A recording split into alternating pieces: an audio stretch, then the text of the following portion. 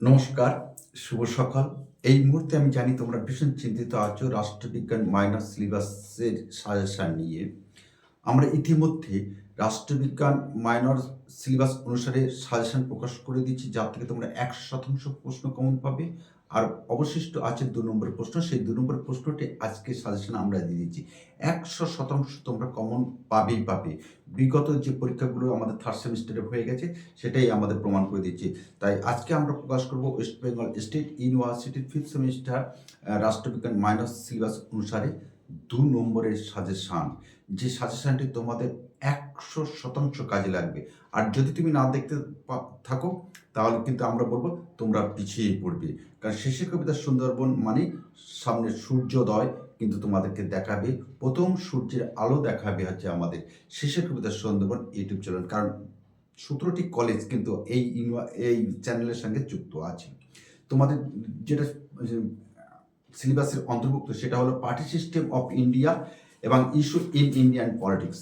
এই দুটো টপিকসে তোমাদেরকে পড়তে হবে। দুটো ইউনিট তোমাদের আছে, ইউনিট 1 এবং unit 2 5th semester political science.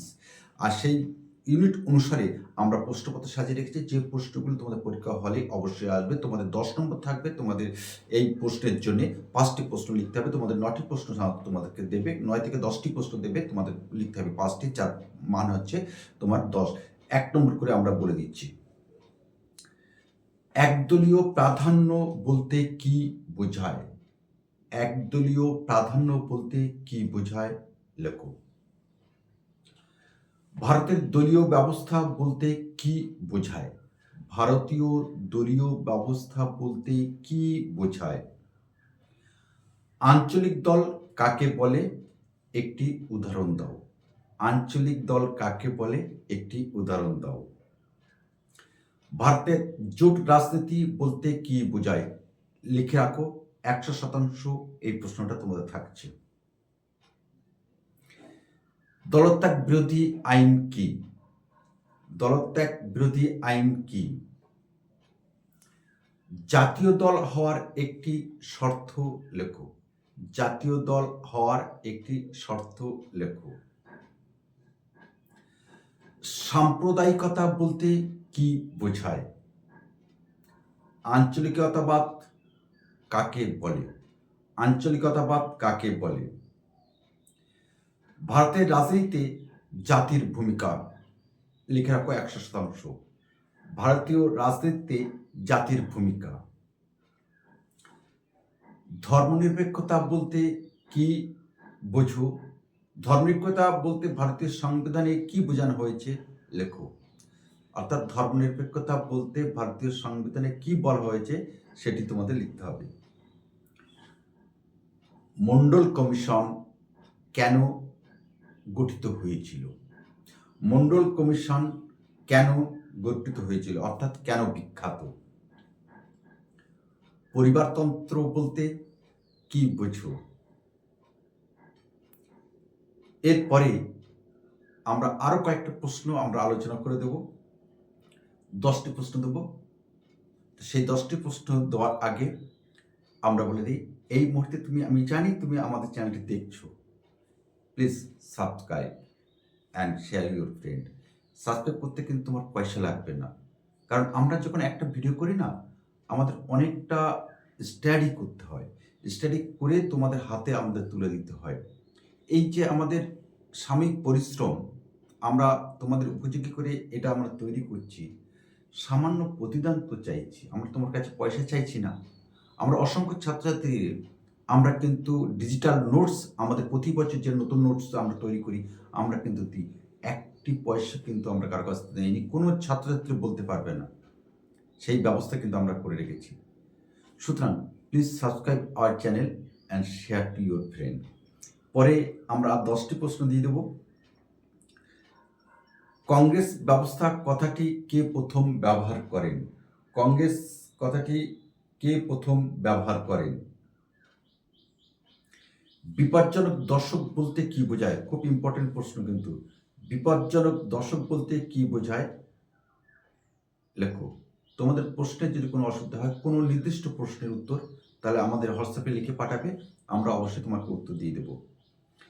ভারতীয় রাজনীতিতে বামপন্থী ও দক্ষিণপন্থী দলের একটি উদাহরণ দাও। ভারতীয় রাজনীতিতে বামপন্থী এবং দক্ষিণপন্থী দলের একটি উদাহরণ দাও। ভারতীয় সংসদীয় রাজনীতিতে বিরোধী দল এর প্রধান ভূমিকা লেখো। এবার আমরা 2 নম্বর ইউনিট থেকে যেটা দিচ্ছি, ভারতীয় রাজনীতি সমকালীন ইস্যু, এর থেকে যে প্রশ্নটা তোমাদের আসবে, পরিচয় ভিত্তিক রাজনীতি কি? পরিচয় ভিত্তিক রাজনীতি কি? সংরক্ষণ নীতির মূল উদ্দেশ্য কি? সংরক্ষণ নীতির মূল উদ্দেশ্য কি?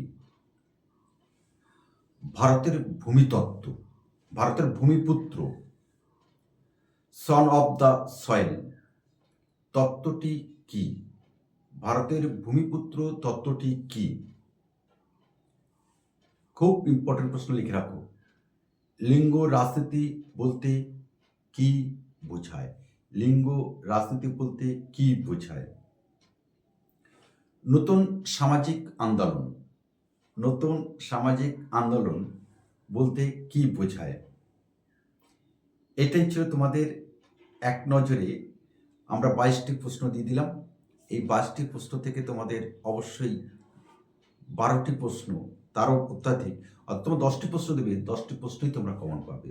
তার থেকে তোমার লিখতে হবে 5টি প্রশ্ন। আর পরীক্ষায় যদি তোমরা এই শিশির কবিতা সুন্দর ইউটিউব চ্যানেল যে প্রশ্নগুলো তোমাদেরকে দিয়ে দিল, তোমাদের হাতে তুলে দিল, সেই প্রশ্নগুলোই কিন্তু প্রশ্ন আকারে ইউনিভার্সিটি থেকে তোমরা তোমাদের হাতে পাবে। আর তোমরা পেলে কিনা অবশ্যই আমরা অপেক্ষায় থাকবো, পরীক্ষার পরে কমেন্টস করে জানাবে। এটাই ছিল আমাদের 5ম সেমিস্টার রাষ্ট্রবিজ্ঞান ওয়েস্ট বেঙ্গল স্টেট ইউনিভার্সিটির সাজেশান। আর এই সাজেশানটি অবশ্যই তোমাদের কাজে লাগবে এবং তোমার বন্ধুদের মধ্যে প্লিজ একটু শেয়ার করে দেবে।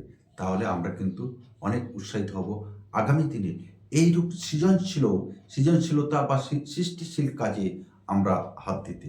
তো আজকে আমরা এখানে রাখি। আগামী কোনো একটা সময়ে নিশ্চয়ই তোমার সঙ্গে আমাদের আবার দেখা হবে।